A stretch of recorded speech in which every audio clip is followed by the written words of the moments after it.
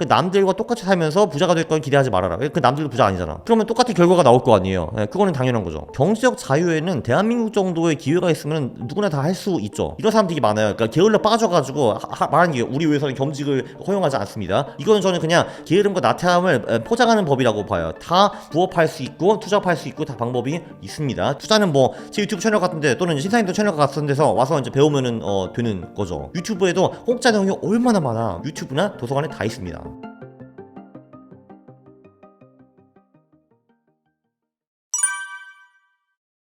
바뀐 거요? 뭐 딱히는 없어요. 저는 이제 사실 그 늘 골격은 똑같습니다. 이제 골격은 똑같고요. 그 골격은 이제 뭐냐 하면은 여기 이제 보여드리는데, 그러니까 골격은 똑같아요. 자산 배분을 한다. 자산 배분은 늘 이제 한국, 미국 주식, 한국, 미국 채권, 그리고 금이 포함이 되어 있다라고 볼 수가 있어요. 그리고 그거 외로도 코인 쪽을 한다라고 보시면 될 것 같습니다. 그거는 크게 변하지 않고요. 네, 근데 저는 이제 11월, 4월에는 주식 시장이 보통 좋고 5월, 10월은 안 좋기 때문에 11월, 4월에는 주식 비중을 좀 높게 가져가고 5월, 10월은 좀 낮게 가져가고 있고요. 네, 그리고 이제 주식 할 때는 보통 이제 소형주 중에서도 최근에 성장을 많이 하고 그 저평가가 되어 있는 애들, 그러니까 퍼나 PBR가 낮고 이런 애들을 보통 투자를 하고 있습니다. 개별 종목이요? 합니다. 근데 이제 기기적으로 제가 이제 뽑은 소형주들에 투자를 하게 되어 있는데요. 자랑은 아니자고 자랑이 맞기는 맞는데, 이제 보면은 예를 들면은 미국에서도 소형주를 정말 기기적으로 뽑았거든요. 보시면은 여기 수익률이 뭐 490%, 120%, 187%, 210%난 친구들도 나왔었습니다. 네, 이렇게 볼 수가 있고요. 예, 그러니까 개별주라는 건 아마 뭐 엔비디아, 테슬라 이런 거를 말씀하시는 거기 있죠. 저는 한마디로 그런 거 분석하는 게 너무 귀찮습니다. 그래서 그렇게 안 하고 그냥 확률적으로 기기적으로 오를 확률이 높은 애들을 그냥 사가지고 아무 생각 안 하는 게 더 저는 편하고 좋습니다. 근데 기기적으로 오를 확률이 높은 애들은 소형주, 성장주, 가치주 이렇게 보면 될 것 같아요. 근데 그럼 성장주와 가치주가 뭔가에 대해서도 갑론을박을 할 수가 있는 거잖아요. 저는 수치로 뽑을 수 있는 것만 봅니다. 그러니까 이러면 매출 성장률, 뭐 영업이익 성장률, 순이익 성장률, 또는 뭐가 저평가되어 있는가, 이것도 갑론을박 할 수가 있는데 수치로 보고만 저는 합니다. 뭐 PBR, PSR 이런 애들. 그거를 심지어 100년이 아니라 최근 뭐 300년 동안 분석한 사람들도 있어요. 논문을 통해 가지고. 근데 결론적으로는 11월, 4월에는 주식 수익이 굉장히 높게 나오고 5월, 10월에는 보통 예금도 못 미치는 경우가 많습니다. 그러니까 5월, 10월에는 주식 수익률이 예금보다 떨어진다라는 거죠. 예, 그리고 이제 그 논문을 이제 처음 쓰신 게 이분이 꽤 전에 썼거든요. 근데 그래서 한 10몇 년 후에 다시 돌아와서 이 사람이 내가 쓴 게 아직도 유효한가 봤거든요. 근데 정말 놀랍게도 한 1998년부터 지금까지 그 현상이 더 두드러졌어요. 그러니까 이제 그러니까 최근 20년 동안에는 이 세상 어느 나라에도 5월, 10월 수익이 11월, 4월 능가한 나라가 없습니다. 근데 뭐 여러 이론이 뭐 있기는 뭐 합니다. 뭐 근데 그 중에서 뭐 썩 나한테 마음 드는 이론은 사실 별로 없었어요. 근데 뭐 이런 게 있죠. 보통 전반적으로 요 11월, 4월에 사람들이 기분이 더 좋을 때가 많다. 예를 들면 이제 12월은 이제 크리스마스 있고 1월은 새해가 있고 3, 4월에 봄이 온다. 와, 신난다. 이런 게 이제 많이 있었고요. 솔직히 사람들이 근데 5월이나 여름에도 기분 좋잖아. 그러니까 사실 이거 완전히 맞아 떨어지지는 않고요. 그리고 아무래도 뭐 3월 이럴 때 주주총회 같은 거를 많이 하는데 그때 주주 프렌들리한 정책을 많이 내놓는다라는 설도 있고, 그리고 연말 연초에 기관들이 돈이 많이 넘치기 때문에 그때 투자를 많이 한다라는 설도 있고, 또 반대로 여름에는 이제 포트폴리오 매니저들이 많이 이제 휴가 갔으니까 투자를 덜 하는 편이고, 그리고 이제 이 사람들 직장인인데 12월 말까지 예를 들면 펀드를 청산해야 된다 할 경우에는 9월, 10월에 미리 파는 경우가 많았다. 뭐 이런 설도 있고요. 다 설들인데 솔직히 왠지는 모르겠습니다. 근데 저한테는 그게 별로 중요하지 않아요. 저는 그 돈만 벌면 되는 거거든요.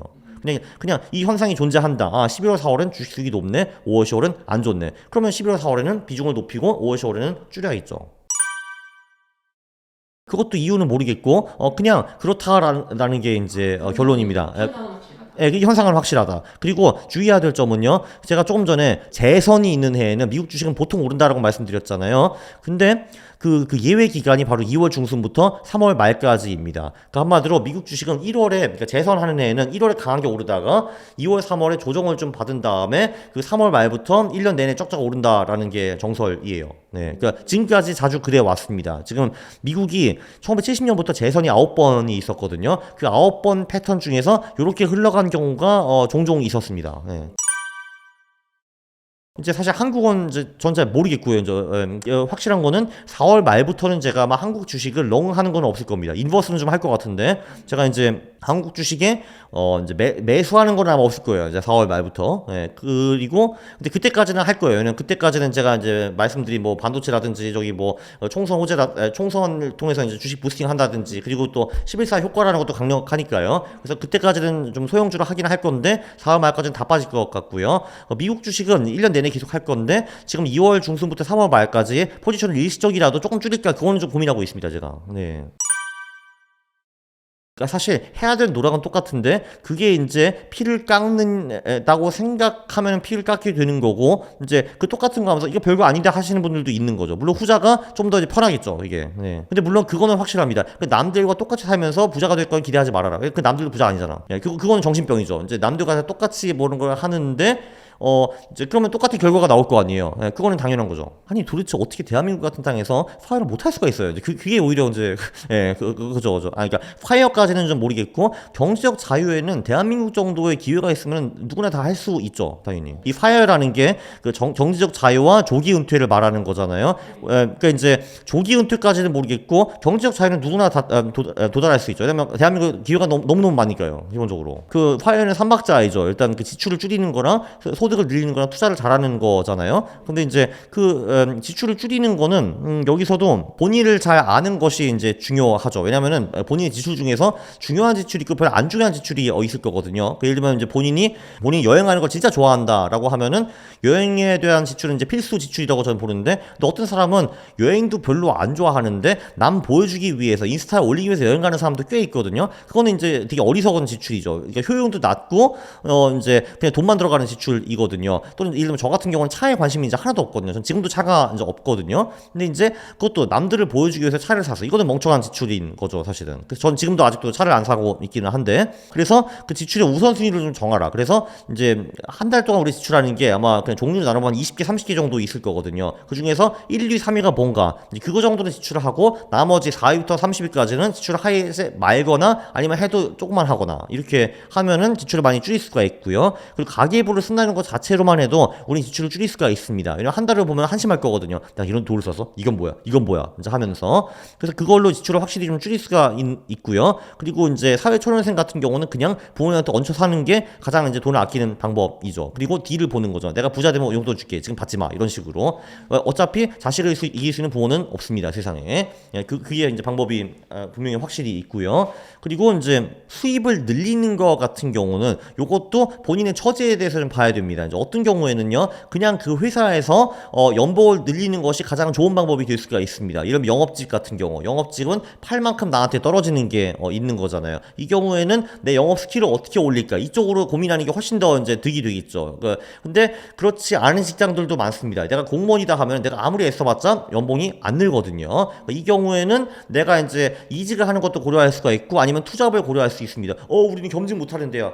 다 방법이 있어. 예. 그러니까 이것도 되게 웃기거든요. 근데 이런 사람 되게 많아요. 그러니까 게을러 빠져가지고 말하는 게 우리 회사는 겸직을 허용하지 않습니다. 야, 그거 법인 세우고 그 엄마나 아빠 법인장을 내서면 다 할 수 있거든. 예, 그거 이제 그래서 이거는 저는 그냥 게으름과 나태함을 포장하는 법이라고 봐요. 다 그 부업할 수 있고 투잡할 수 있고 다 방법이 있습니다. 들키지만 않으면 돼. 예, 그 방법이 다 있고요.